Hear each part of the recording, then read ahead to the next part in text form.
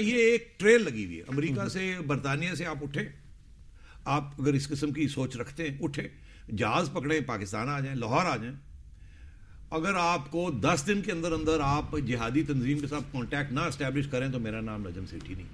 यार they are all over the place.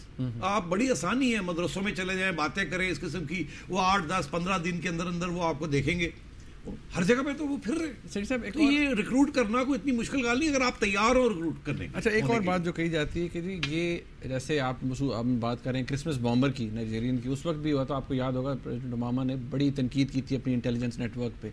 ये भी कहते हैं कि जी टाइम स्क्वायर में चले जाना और वहाँ पर जाके गाड़ी प्लांट कर देना, ये भी क्योंकि वहाँ पर CCTV यूसेज है और वो इतनी यूबिक्वस है, हर जगह है, तो ये भी एक सिक्योरिटी फेलियर भी है US के लिए।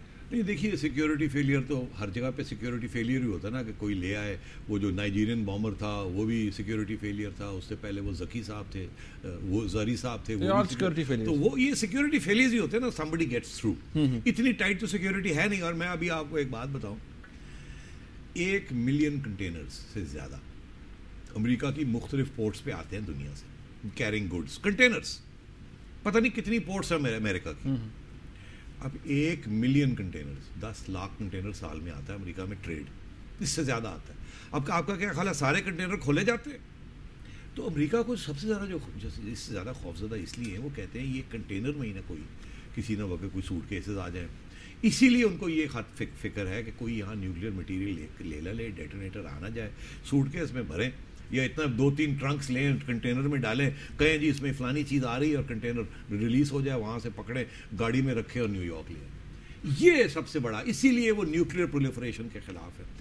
ये नहीं कि पाकिस्तान से कोई उठा के बम फेंक देगा अमेरिका के ऊपर, या वो डर है कि यहाँ से स्टील, यही जैसे ये हुआ टेक्नोलॉजी स्टील करके अमेरिका पहुंचाएंगे और वहाँ से कुछ ना। सही साहब बड़ी क्विकली बताइएगा, फिर हमने ब्रेक पे जाना है कि एक और कंट्रोवर्सी जो है वो ये है कि साउथ पार्क एक एनिमेटेड एक सीरीज़ है, उसके अंदर कहते हैं कि जी वो तौहीन आमेज़ खाके चलाए गए थे नबी करीम सल्लल्लाहु अलैहि वसल्लम के, तो उसका रिएक्शन भी ये हो सकता है क्योंकि गाड़ी जो थी वो उस थिएटर के बाद पार्क थी जहाँ पर साउथ पार्क। मुझे अफसोस होता है कि हमारे लोग इस किस्म की इंजीनियस किस्म की आफ्टर द इवेंट कहानियाँ ढूंढ लेते हैं। मुझे ये बताएं, जब ये हुआ था वाकया जिसका आप जिक्र कर रहे हैं, क्या हेडलाइंस बनी थी यहाँ जैसे डेनिश कार्टून्स की हेडलाइन बनी कि कोई तौहीन हो गई है हुजूर की?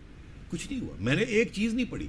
ये आफ्टर द इवेंट लोग निकाल लेते हैं कि जी फलानी जगह पे, जैसे लोग कहते हैं ना कि जी वो वर्ल्ड ट्रेड सेंटर में उस दिन जूस जितने भी थे वो सारे घर चले गए थे, उन्हें पता था कुछ होने वाला है। ये उस किस्म की आफ्टर द इवेंट ये बातें चलती हैं। और मैं आपसे अर्ज करूं, अगर आप और मैं ये फैसला कर लेते हैं कि अमेरिका को नुकसान देना है, तो world trade centre symbol of capitalism, symbol of American imperialism, 2 towers like this, ठीक, या एम्पायर स्टेट बिल्डिंग को हम अटैक करें, exactly. ठीक, या टाइम स्क्वायर जहां दुनिया के टूरिस्ट आते हैं, it is the heart of New York time square. तो आप हार्ट में जाएंगे ना, आप सिंबल को आप, तो इसने अगर कुछ करना था तो ये कनेटिकट में तो जाके ना करता, उसने तो टाइम स्क्वायर में ही जाना था, या इसी किस्म का कोई सिंबल, या 0 पॉइंट पे चला जाता जहां पहले अटैक किया, वहां जाके फिर अटैक करते कि देखिए हम पहुंच सकते हैं। तो ये कहना कि जी वहां टाइम स्क्वायर कुछ हो रहा था तो उसमें 2 दिन में उसने देख लिया और 2 दिन में उसने सारे प्लान चेंज कर दिए, एमेच्योर था।